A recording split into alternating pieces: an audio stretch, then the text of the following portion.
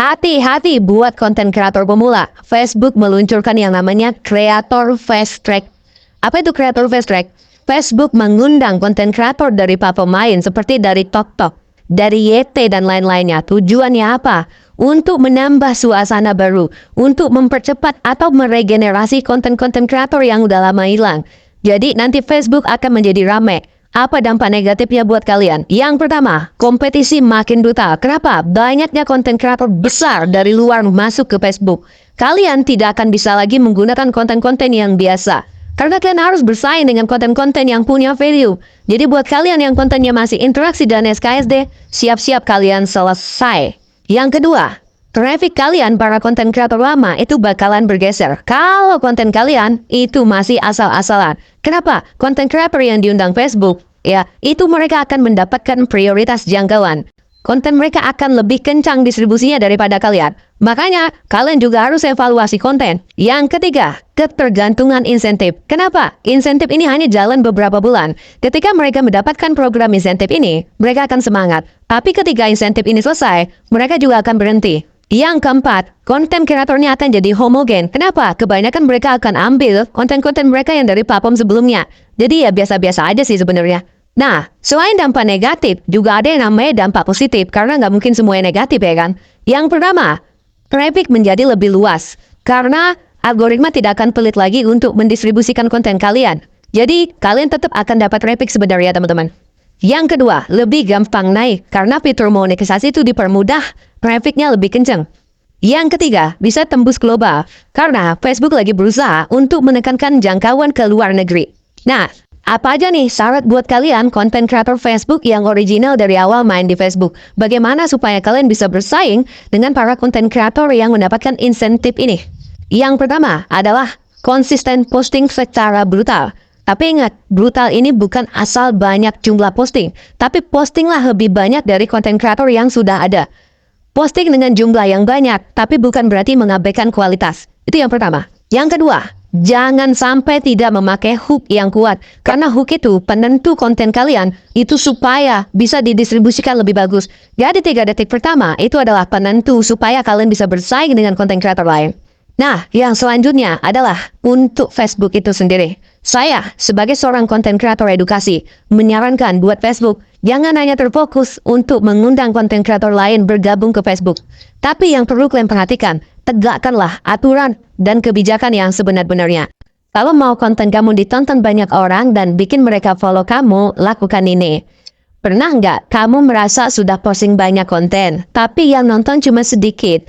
Ya, atau ada yang nonton tapi tidak kembali lagi. Nah, kalau kamu pernah merasakan itu, ya kamu tidak sendirian, oke? So, banyak kreator yang mengalami hal yang sama.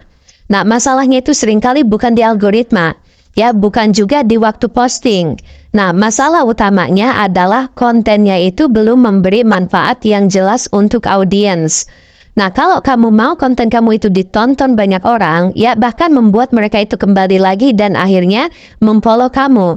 Nah, ada satu prinsip sederhana yang harus kamu pegang. Nah, buatlah konten yang bermanfaat. Manfaat di sini bukan berarti harus selalu serius atau seperti guru, ya. Tidak ya, teman-teman. Manfaat bisa dalam banyak bentuk.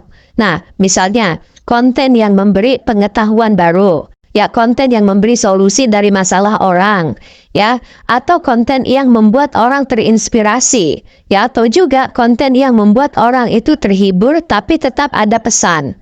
Nah, karena ketika seseorang itu merasa konten ini berguna buat saya, gitu ya, nah maka kemungkinan besar mereka itu akan menonton sampai selesai, ya menyimpan konten kamu, kembali lagi ke akun kamu, ya dan akhirnya menekan tombol follow. Oke, so sekarang coba jujur ya ke diri kita sendiri deh. Oke, so apakah konten yang kita posting selama ini benar-benar membantu audiens? Ya atau hanya sekedar upload supaya akun terlihat aktif? Nah, banyak kreator yang tanpa sadar ini membuat konten asal-asalan. Ya posting hari ini, besok posting lagi, tapi tidak ada tujuan yang jelas. Nah, padahal di dunia konten sekarang, orang punya banyak pilihan. Nah, kalau konten kamu itu tidak memberi nilai, mereka akan langsung scroll. Nah, makanya mulai sekarang, sebelum kamu posting, coba tanya satu hal ini. Konten ini membantu siapa? Ya, kalau kamu itu bisa menjawab pertanyaan ini dengan jelas ya, kemungkinan besar konten kamu itu akan lebih kuat. Nah, contohnya seperti ini ya. Kalau kamu suka berbagi pengalaman hidup, ya buat konten yang membuat orang itu belajar dari pengalaman kamu. Kalau kamu itu suka dunia kerja atau bisnis, ya buat konten yang memberi insight. Kalau kamu suka dengan cerita kehidupan sehari-hari, buat yang relate dengan banyak orang. Yang penting ya bukan sekedar posting ya, tapi posting dengan tujuan.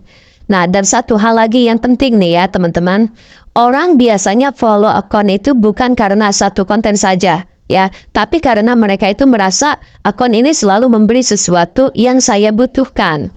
Ya, jadi fokuslah membangun kepercayaan audiens, oke? So, ketika orang percaya ya bahwa setiap kali kamu upload, mereka itu akan mendapatkan sesuatu yang bermanfaat. Ya, maka tanpa kamu minta pun itu mereka akan follow, oke? So, ingat ya, di dunia konten sekarang itu bukan yang paling sering posting yang menang, tapi yang paling memberi nilai. Ya, jadi mulai sekarang jangan lagi posting asal-asalan. Oke, so mulai pikirkan manfaat dari setiap konten yang kamu buat. Ya, karena konten yang bermanfaat itu bukan cuma ditonton, tapi juga diingat, ya dicari lagi, dan dibagikan ke orang lain. Dan dari situlah akun kamu itu bisa benar-benar bertumbuh. Oke, dan share video ini kalau sekiranya bermanfaat. Thanks for watching, see you in the next video. Bye-bye.